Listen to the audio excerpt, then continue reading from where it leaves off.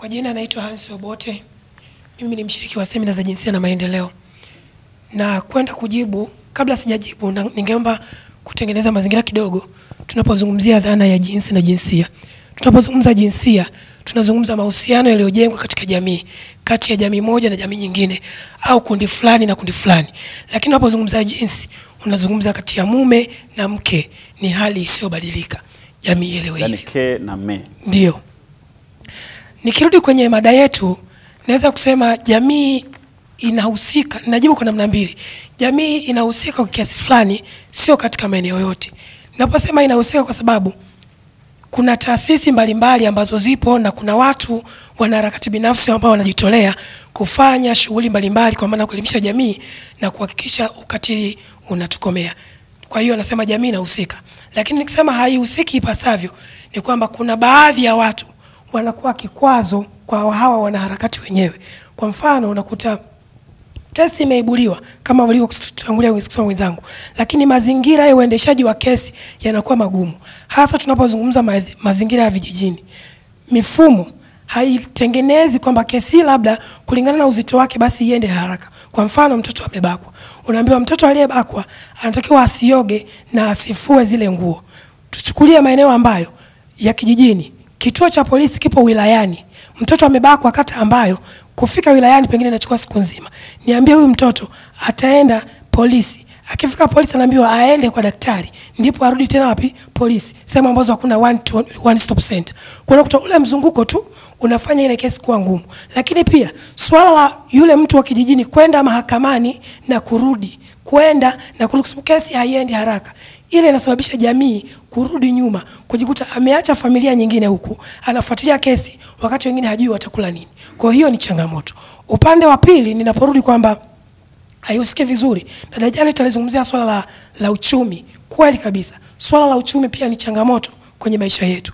Unakuta ukatili unafanywa kwenye jamii za kawaida kabisa. Huko ndiko tunakofanyana ukatili kulingana na mazingira yetu tunayoishi. Una watoto 7, chumba kimoja, baba na mama. Wanaishije? Automatically watoto wanajifunza vitu ambavyo havikuwa vya umri wao. Kwa mwisho wa siku anaenda ku practice si wapi? Shule. Tunazungumza sana masuala ya ukatili wa kingono. Unaona? Lakini kwenye familia ambazo wana uwezo, kila mtoto ana chumba chake. Anaenda shule, gari inamchukua nyumbani asubuhi, inampeleka shule. Akifika shule kuna geti, ana uhakika kuwepo pale mpaka mwisho wa kutoka. Na akitoka gari inamchukua kumrudisha wapi? Nyumbani. Kwa hiyo unakuta ukatili kujitokeza kwenye mazingira ni mgumu sana. Lakini sisi watoto wetu ambao anataka kaa kwenye kituo cha daladala, subiri daladala, wakati huo konda hataki kupakia wanafunzi wengi kwenye gari yake, kwa mwisho wa siku atachelewa kwanza kufika shule. Kwa akikutana na bodaboda akamwambia njoo mimi nitakupa lift, ni rahisi kabisa kumfanyia ukatili huyo mtoto. Asante sana. Asante sana. Asante. Karibu sana. Asante. Naitwa Joshua Suleiman. Niseme tu jamii inashiriki kwa wastani. Ukilinganisha na kipindi cha nyuma na kwa sasa, tunasema kwamba tumepiga hatua kwa sababu madawati haya yapo mengi na yanafanya kazi nzuri. Lakini sasa katika ufanyaji wa kazi tunaona kwa hapa mjini au maeneo ya mijini ndio utendaji wa kazi umekuwa mzuri ukilinganisha na vijijini. Kwa hivyo tunahitaji tuongeze nguvu kule vijijini, kwa sababu kule ndio kwanza kuna mila na desturi bado zinafuata, ambazo moja kwa moja zile mila zinaleta huo ukatili ambao tunauzungumzia hapa. Lakini pia vile vile kwa namna ambavyo juu ya habari ya kesi zinazopelekwa kwenye madawati, na kwa sababu zina taratibu na sheria zilizowekwa, zinavyochukua muda mrefu, automatically kwamba watu wanamalizana kimila kule.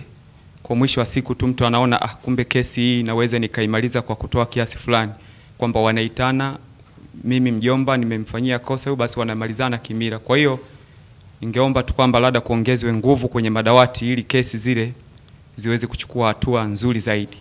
Lakini mambo mengine kwa sasa tunahitaji jamii sasa tubadilike. Kwa mfano kwenye eneo la ngono, kiukweli malezi bora ya familia nyumbani ni vizuri sana. Wewe unakuta binti amevaa, yani kwa kweli yale maungo ya mwanamke ambaye anatakiwa aonekane na mume chumbani tunayaona. Wakati mwingine tunaweza tukasema sasa ni ukatili, lakini mtu unatengeneza mtu binti anapita hapo amevaa kabisa, yuko uchi, yuko comfortable kabisa, hana wasiwasi. Kwa kweli tuangalieni, tuoneeni huruma sisi wanaume jamani. Na kwa watoto Labda ndugu yangu na kwa watoto nao inakuwaje? Mtoto naye anakutamanisha kitu gani mpaka unaamua kufanya vitu kama hivyo? Mtoto mdogo tuzungumzie wa miaka 12. Mimi nazungumzia mtoto. Mtoto kabisa mdogo. Wengine mpaka mtoto anaanzia miaka mingapi? Chini ya 18. Wengine mpaka vichanga. Hata vichanga. Hiyo sasa tunakuja kwenye mambo ya tuseme ni tamaa. Mwingine ameenda kwa mganga. Anasema kwamba ili apate fedha alale na mtoto wa miaka mingapi. Tumeshasikia sana hayo. Hiyo ndio tuseme kwamba kesi kama hiyo, mtoto anayelala mtoto mdogo, hakuna kuzunguka kwenye madawati, ni kushughulika kabisa. Sheria hizi zinazosema kwamba mtu asubiriwe, mtoto mdogo wa miaka 3 unalala naye, wewe ni mzee wa miaka 40 ngapi? Hilo ni tatizo kabisa. Kwa hiyo mimi kama kwa huyu mtoto ni tatizo lako, kwa mtu mzima tamaa. Ni tamaa kwa kweli. Tunahitaji turekebishe mambo ya. Asante sana. Asante. Karibu. Kwa majina naitwa Epifania Celestini Kamugisha.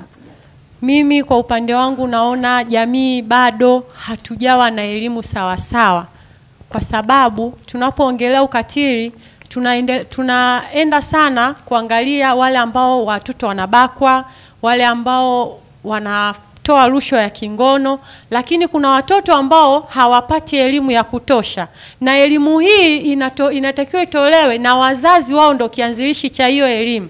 Kwa mfano nikitolea mfano mimi ninapokaa maeneo ya huko Kitunda, samani kwa ndugu zangu wa Kuria, kule unakuta watoto wadogo wanabeba mabeseni ya mboga za majani asubuhi mtoto anakuja anagonga, nauza mboga, unamuuliza umeenda shule?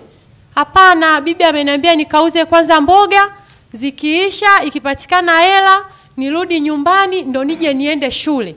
Je, kila siku unaenda shule? Anakuambia hapana, sio kila siku, kuna siku nakuwa siendi, kuna siku nakuwa naenda. Kwa hiyo huu pia ni ukatili, na wanaosababisha huo ukatili ni jamii hiyo ambayo tunaishi nayo. Wazazi ndio wanaosababisha, au unakuta wazazi hawawajibiki, wanawapa watubaki wawalelee watoto, matokeo yake yanakuwa hivyo.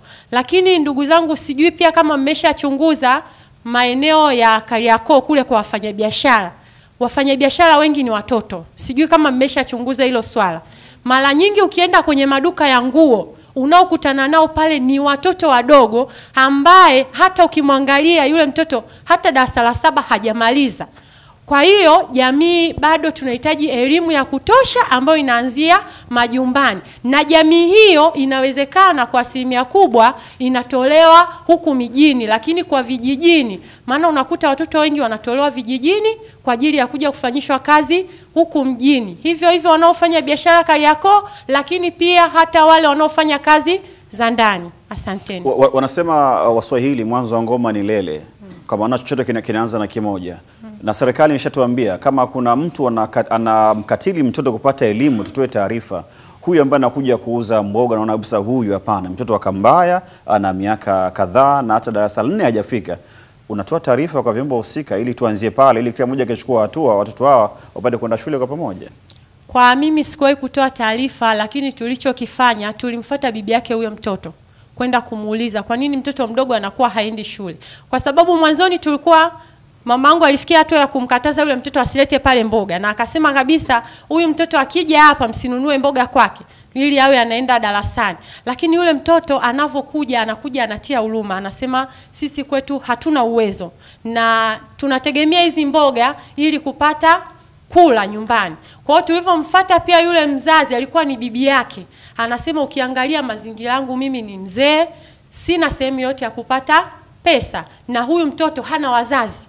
Kwa hiyo nalazimika wakati mwingine kuwatuma hao watoto waende wakauze mboga ili tupate chochote kile.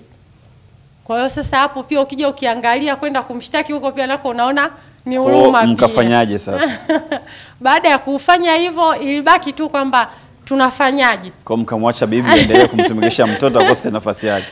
Kwa jamii inahusika namna moja ama nyingine. Asante sana. Bishagazi. Asante.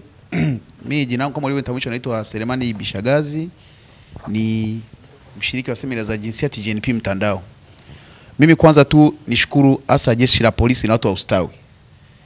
Kwa sisi tunaofuatia kesi za masuala ya ukatili, kwa sasa hivi wanatusaidia sana, sio kama zamani. Hasa mimi shukrani zangu nipeleke kwa afisa ustawi wa wilaya Ilala. Mnapompelekea tatizo anatoa ushirikiano wa kutosha sana. na mkuu wa polisi dawati sasa hivi kabisa Tanzania, na dada yangu dada Christina yuko hapo, mtu yuko dawati. Ukiwajulisha hawa wanasaidia sana kutupa ushirikiano. Lakini kwa jamii inawajibika kidogo, lakini bado watu wana udugu. Yani udugu unapitiliza sana, na jamii yenyewe, watu wanaozunguka mtu aliyefanyia ukatili, kwa mfano binti akibakwa mtaani, hakuna walio wengi hawampi moyo, hawamwambii kuna maisha baadaye. Yule anaweza kubadilisha hata njia, wakimuona huyo alibakwa, ndio yule aliyebakwa yule, akipata mpaka mtu anahamishwa kijiji. Kwa hiyo mwisho wa siku mzazi anaona bora hili swala lisijulikane kwa sababu ya jamii kutotoa ushirikiano. Yule anaonekana kama mkosaji fulani hivi. Kwa hiyo unakuta mzazi mwingine anaamua kuacha kesi, lakini hata kesi ikifika na kufuatilia ile kwamba anatembea na mwanangu kabakwa, ile kubakwa ile kwake inaonekana kama binti mwenyewe ndo kakosa automatic. Kwa hiyo yenyewe ni shida. Lakini niseme kitu kimoja, kwamba kuna ukatili mwingine ambao watu hatujauzungumza. Tumesema kijinsia ukatili ni kwamba ulivyo, si ndio hivyo? Yaani unafanywa kwa sababu wewe labda ni mwanafunzi, unafanya kwa sababu wewe ni mtangazaji. Huo ndio ukatili wa nini? Wa kulingana hali yako ilivyo. Sasa mimi nakuwa najiuliza, kwa mfano kuna hawa wabunge wa viti maalum, hawezi kuwa waziri mkuu. Umeona? Kuna madiwani wa viti maalum, hawezi kuwa meya. Hili swala hili wao nahisi wanajiona tofauti, kwamba kwa sababu mimi ni viti maalum, umeshaona viti maalum, na yenyewe tuanze kufikiria huo niona kama ukatili. Sasa mimi niseme kitu kimoja. Hapa na sheria ya mila, sheria ya kimila hii inasema mgawanyo wa mali katika sheria ya kimila imepangwa kama ifuatavyo, madaraja matatu. Daraja la kwanza, mtoto wa kwanza wa kiume wa ndoa anarithi sehemu kubwa ya mali. Daraja la pili, mtoto wa kiume wote waliosalia hupata fungu dogo kulinganisha na mrithi daraja la kwanza. Daraja C, watoto wa kike wote bila kujali nafasi, umri hupata fungu dogo kuliko warithi wote.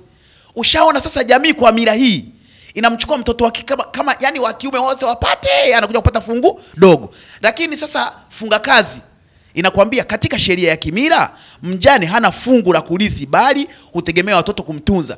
Sasa tuweke nukta hapo tuulizane. Nafikiri zamani, mimi naongea kila siku, wazazi walobuni kitu hiki ilikuwa inafaa kwa sababu watoto wa kiume walikuwa watoto. Sasa hivi vijana sisi, ukisema mali hizi kwa sheria ya kimila wabaki nazo sisi vijana sasa hivi, alafu ndo tutunze mama zetu, naona tujaenda sawa. Kwa sababu vijana sasa hivi unaweza ukashangaa baba anafariki sasa hivi, asubuhi atafuta mtu kununua gari. Kwa hiyo mimi niseme kitu kimoja, kwamba kuna haja ya hii sheria ya mila kupigwa vita, kwa sababu inadhalilisha watu.